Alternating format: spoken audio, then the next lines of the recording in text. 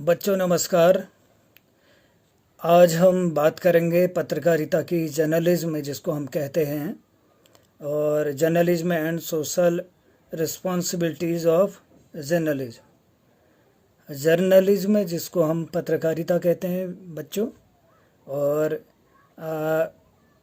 इसको शुरू करने से पहले थोड़ा सा प्रकाश डालते हैं कि साहित्य जो है वो किसी भी समाज का एक दर्पण होता है। साहित्य क्या होता है? समाज का एक दर्पण होता है। वो समाज को एक दिशा तो देता ही है और उसका मार्ग निर्देशन भी करता है। जब ये वृहद पैमाने पर होती है तो इसको हम क्या कहते हैं? जर्नलिज्म कहते हैं, पत्रकारिता कहते हैं। पत्रकारिता का इतिहास जो है बहुत पुराना है। ये है कि जब महाभारत काल का हम उदाहरण देखते हैं, उदाहरण के तौर पे देखते हैं, तो धृतराष्ट्र जो थे तो उनको कौन सुनाता था? युद्ध का हाल संजय दिखाता था वो। और संजय क्या करते थे कि संजय महाभारत के युद्ध का लाइव प्रसारण उनके सामने रख देते थे। यही इसको हम पत्रकारिता के महाभारत काल से संबद्ध करते हैं। ये पत्रकारिता जो है कि संजय द्वारा जो समय समय की रिपोर्टिंग उनके सामने युद्ध की रखी गई, उसको हम क्या कहते हैं? कि जर्नलिज्म कहते हैं। वाणी के माध्यम से और दृश्य के माध्यम से, है ना, या खबरों के माध्यम से जो भी चीज़ हमारे सामने आ रही है वो जर्नलिज्म है, हमारे सामने है। उसको हम पत्रकारिता कहते हैं। और समाज में जो भी हम देखते हैं कि चाहे वो बेटी पर अत्याचार हो रहा हो, चाहे हिंसा हो रही हो, चाहे बलात्कार हो रहा हो, चाहे यौन घटनाएं हो रही हों, और चाहे समाज में सांप्रदायिक तनाव की स्थितियां पैदा हो रही हों, चाहे समाज में विखंडन की प्रक्रिया हावी हो रही हो, राजनीतिक हलचल उत्पन्न हो रही हो, सुरक्षा के मामले सामने आ रहे हों, या फिर चिकित्सा, शिक्षा, स्वास्थ्य से और या फिर विधि से संबंधित जो मामले संज्ञान में आ रहे हैं, इनको हम विस्तार रूप से देख रहे हैं। और इसको हम क्या कहते हैं? जर्नलिज्म कहते हैं। जर्नलिज्म जो हमारे सामने जिस रूप में आ रहा है, बड़े पैमाने पर, बड़े स्तर पे हमारे सामने आ रहा है। और इस को सामने लाने में जो मीडिया के माध्यम हैं, उसको मीडिया जो मीडियम है, मीडियम क्या चीज़ है? उसमें पुस्तक हैं, उसमें पम्फलेट हैं, और उसमें क्या है? इलेक्ट्रॉनिक माध्यम हैं, या फिर इलेक्ट्रॉनिक में जैसे टेलीविज़न है ना, और या फिर आप कहें कि रेडियो, ठीक है। और प्रिंट में क्या कहते हैं? पुस्तक हैं, पम्फलेट हैं, किताबें हैं, मैगजीन हैं, इसको हम प्रिंट माध्यम कहते हैं। इस रूप में हमारे सामने दिखाई देता है, जिसको हम जर्नलिज्म कहते हैं। और जर्नलिज्म इन संचार के माध्यमों से या इन मीडिया के माध्यम से हमारे सामने आ रही हैं। अब बात आती है कि जो पत्रकारिता को जो करता है, जो व्यक्ति पत्रकारिता करता है, उसको हम पत्रकार कहते हैं। पत्रकार अर्थात जर्नलिस्ट, जो क्या करता है कि समय समय पर एक छोटी से छोटी जानकारी को भी हमारे सामने प्रस्तुत करता है। और पत्रकारिता जिसको हम कहते हैं कि समाज का एक चेतक, हम उसको देखते हैं। समाज को दिशा देने वाला निर्देशक के तौर पे हम देखते हैं। समाज को जागरूक करने वाला एक माध्यम मानते हैं। तो ये संचार के माध्यम हैं। समाज में जो भी घटित हो रहा हो वो जर्नलिज्म के माध्यम से हम उसको देखते हैं। ये एक पेशा नहीं और ये एक व्यवसाय नहीं, ये एक समाज कल्याण है। पहले क्या हुआ करता था कि जो चाहे हम उसको स्वतंत्रता संग्राम के दौर में देखें, 1947 से पूर्व और 1947 के दौरान की जो पत्रकारिता देखें, तो उस समय जो जर्नलिस्ट थे, चाहे वो राजा राय मोहन राय हो, महात्मा गांधी हों, गोपाल कृष्ण गोखले हों, या विद्यार्थी हों, गणेश शंकर विद्यार्थी हों, या फिर अच्युतानंद मिश्र हों, या आपके शुक्ल हों, तो या फिर द्विवेदी हों, महावीर प्रसाद द्विवेदी हों, तो इन लोगों ने क्या किया? इन लोगों ने, ये एक समाज सेवी थे और इन लोगों ने बड़े व्यापक स्तर पर समस्याओं को समाज के सामने रखा। अब आप ये देखें कि 1939 के दौरान जो है बाल विधवा होते थे और पुनर्विवाह के जो मामले आए, तो ये उनके द्वारा मतलब उन समाज सेवियों ने बृहत काम किया। स्वतंत्रता के पूर्व के दौरान के जो पत्रकारिता हुई, वो राष्ट्र को एक करने के संबंध में हुई, राष्ट्र को कैसे एक किया जाए। क्या आपने कभी सोचा है कि कोई जर्नलिज्म विश्व को या किसी राष्ट्र को एक कर सकती है? हाँ, विश्व को या राष्ट्र को एक करने में भारतीय समाचार पत्रों की अहम भूमिका है, जो हिंदी पत्र थे खासकर। उस समय जो उदंत मार्तंड था, या फिर बंगाल गजट था, कलकत्ता एडवर्टाइज़र था, है ना, या फिर आपके जो भारत भूमि हो गया, और उसके साथ साथ कई ऐसे समाचार पत्र थे जिसने राष्ट्र या फिर समता था, या शक्ति था, है ना, या फिर स्वाधीन प्रजा था। तो इन छोटे मझौले पत्रों ने भी, या कर्मभूमि था, या फिर आपके महात्मा गांधी जी के द्वारा संपादित जो पत्र थे, समाचार पत्र थे, पत्र पत्रिकाएं थे, उन्होंने क्या किया? राष्ट्र को एक करने में महत्वपूर्ण भूमिका निभाई।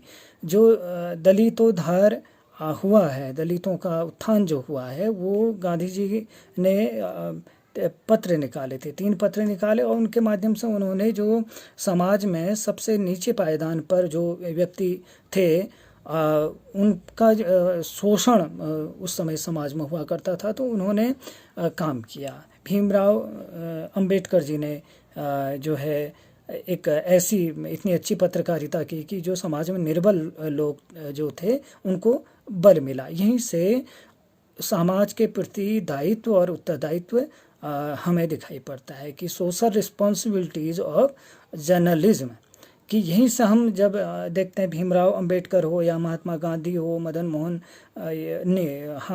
मालवीय हो, लाला लाजपत राय हो, और गोपाल कृष्ण गोखले हों, या फिर वीर सावरकर हों, और या फिर आपके राम मनोहर लोहिया हों, तो या इससे भी जो और भी जो पूर्व के जो पत्रकार मैंने आगे आपको संज्ञान में लाया आपके, तो उन लोगों ने समाज के प्रति, समाज को दिशा देने में अपनी महत्वपूर्ण भूमिका निभाई। उन्होंने उसको पेशे के तौर पे नहीं लिया, उन्होंने समाज को एक स्वस्थ परंपरा देने के लिए, समाज को एक सही दिशा देने के लिए, समाज का मार्गदर्शन करने के लिए, समाज की समस्याओं को सुधारने के लिए काम किया।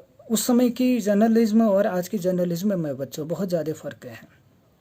उस समय की जर्नलिज्म जो था कि समस्याओं का समाधान मूलक पत्रकारिता हुई, समस्याओं को दिखाता भी था। जैसे बाल विधवाओं की दशा उन्होंने दिखाई और विधवा पुनर्विवाह करवाया, तो वहाँ की पत्रकारिता समस्या का समाधान उन्होंने किया, समाधान खोजा। और आज की जो पत्रकारिता हम देखते हैं, पीक पत्रकारिता, येलो जर्नलिज्म हम उसको कहते हैं, कि समाज में वो सनसनी पैदा कर देता है ना, समाज में प्रोपेगेंडा में उत्पन्न करता है, प्रोपेगेंडा कर देता है, समाज में गलत खबर देता है, रोचक तरीके से उसमें मसाला लगाकर पेश करता है। लेकिन उस समय की जो पत्रकारिता रही है, वो समस्या नहीं, समाधान मूलक पत्रकारिता रही है। और पत्रकारिता की जो रिस्पॉन्सिबिलिटी है, जिसको हम उत्तरदायित्व कहते हैं, वो कम नहीं है। समाज को दिशा देने में उसकी बड़ी महत्वपूर्ण भूमिका है, समाज का निर्देशन करने में उसकी बड़ी भूमिका है। आज जो भी हम देख रहे हैं, जो भी समस्याएं, चाहे वो किसी बच्ची का क्या कहते हैं कि उसके साथ जो यौनिक घटनाएं हो रही हैं, उत्पन्न हो रही हैं, वो इन्हीं मीडिया के माध्यम से आ रही हैं। और यहाँ तक कि अब देखिए कि किस तरीके की पत्रकारिता हो रही है, कि ऑनलाइन जर्नलिज्म का दौर आ गया है, कि कोई भी घटना समाचार बन जा रही है, लेकिन वो घटना रोचकता से पेश हो रही है, सनसनी पैदा कर रही है, तनाव की स्थितियों को उत्पन्न कर रही है। ये हम लोग इस तरीके से देखते हैं। हमारे भीतर भय होता है, हर्ष होता है, विषाद होता है। ये इसको उद्वेलित करने का काम कौन करता है? आपके पत्रकारिता करती है। और जब दायित्वबोध की समाज और समाज के संदर्भ में सजग रहकर नागरिकों को दायित्व का बोध कराने के लिए जो कला है, दायित्वों का बोध कराने की जो कला है, उसको हम जर्नलिज्म कहते हैं। भागवत गीता में भी कई बार आता है कि शुभ दृष्टि, शुभ दृष्टि। तो पत्रकारिता के संदर्भ में हम देखते हैं कि शुभ दृष्टि होती है, उसका एक सद्विचार होता है, वो सही तरीके से देखना पसंद करता है, समाज को खुशहाल देखना पसंद करता है, समाज में हिंसाओं को दूर करने के लिए वो सपना देखता है, समाज में जो घटित हो रही है, महिलाओं के साथ जो दुर्घटनाएं जो घटित हो रही हैं, उसको दूर करने का प्रयास करता है। तो महाभारत काल से ही हम जब भगवद गीता में हम जब देखते हैं तो शुभ दृष्टि जो है उसको भी हम जर्नलिज्म के तौर पर देखते हैं। नारद, रामायण काल में आप देखिए कि जो नारद थे वो तीनों लोक में जाकर क्या करते थे? जनसंपर्क करते थे और एक दूसरे को हालचाल दिया करते थे। जो निशाचर थे, राक्षस थे, मतलब जो आपके जो राक्षस थे उनको, और जो देवतागण जो थे उन दोनों में बातचीतें आदान प्रदान किया करते थे।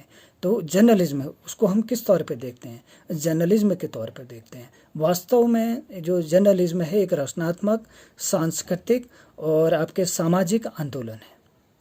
इसको हम देखें कि एक अकबर इलाहाबादी का एक कथन याद आता है कि खींचो न कमानों को न तलवार निकालो, जब तोप मुकाबिल हो तो अखबार निकालो। इतनी बड़ी शक्ति, सामर्थ्य है कि हमें शस्त्रों की, अस्त्रों की आवश्यकता नहीं है। और उससे भी बड़ी शक्ति हमारे पास है, क्या है? समाचार है। समाचार, अगर हमें किसी को हराना है तो एक अखबार ऐसी चीज़ है जो क्या करता है, जो अस्त्र शस्त्र से भी बड़ी है।